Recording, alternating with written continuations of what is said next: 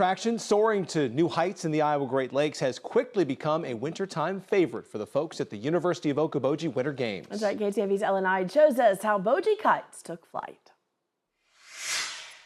An attraction that has become a favorite for many on the Iowa Great Lakes, all sparked from one man's curiosity. I saw a video, and I think it was 2018, of the Clear Lake Kite Festival. I'd never seen anything like it.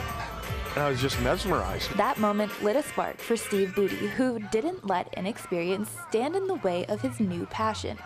Armed with just 12 kites and guidance from a seasoned kite flyer, the first Boji Kite Festival took flight in 2019. The growing tradition was entirely funded and organized by Boji and his family. We had about 25 flyers 2 years ago. Last year I took a year off because it was getting so big for one person to manage.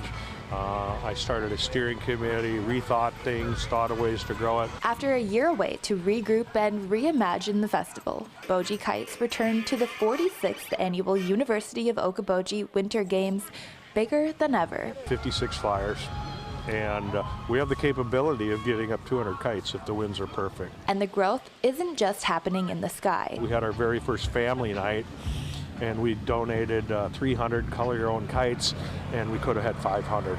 I think there was 1,000 people in the roof garden. That's going to become a big annual part of Winter Games. With a successful return, Boji says Boji Kites isn't just coming back for next year. It's here to stay. The sky's the limit for next year. I mean, literally, the sky's the limit. So what should we do?